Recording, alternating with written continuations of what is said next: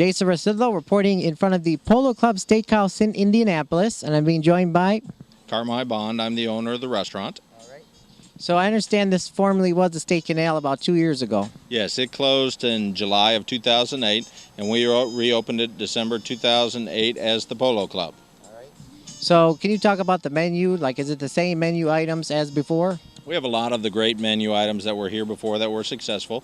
The Hawaiian chicken, the prime rib, the great salad bar, the wonderful fillets. But we've also added a lot of items that have enhanced the menu, like Chilean sea bass, a stuffed tilapia, a 20-ounce Texas T-bone, Maker's Mark New York strip. So we've added a lot of nice things to complement the menu that was here before. I noticed that you kept the ambiance that it was from in the past. A lot of people here in the city love the quiet atmosphere. They come for special occasions. They come for great quiet dinners. We have a lot of regular customers that have come here for years, so we wanted to try to keep it as similar as possible. Do you have some new menu specials now? Well, we do run a steak and lobster special periodically, which is a great draw for the restaurant. We have wonderful, wonderful lobsters. They grill up wonderfully nice. And we also run a porterhouse occasionally, and the Chilean sea bass as a special does very, very well. All right. I understand you have a lunch and an early evening menu that comes with the salad bar, correct? We have a early evening dining menu that is very, very popular in this city. It's from 4 to 6. It will be Monday through Saturday, and it has the salad bar and a lot of great things. We also are open for lunch from 11 to 4. A lot of trade there from the local businesses that come in. So, you know, we try to satisfy everyone that we can. All right. Talk about the location. You're right off the highway here in Indianapolis. We're on the south side of Indianapolis, right off US 31 and ICE 465, right off the interchange, exit 2A. We're in a nice little strip center called Southern Plaza. Okay. So now this has been open for about 2 years, you said, and how would you say the business has been since it's reopened? It's done pretty well, considering the economy and the challenges that are out there with everyone, because, you know, we're not an everyday chain, so we're kind of a destination restaurant. So very, very pleased with the first 2 years. Now, there are a lot of other Steak and Ales that had closed. Are you any plans to maybe open another one up?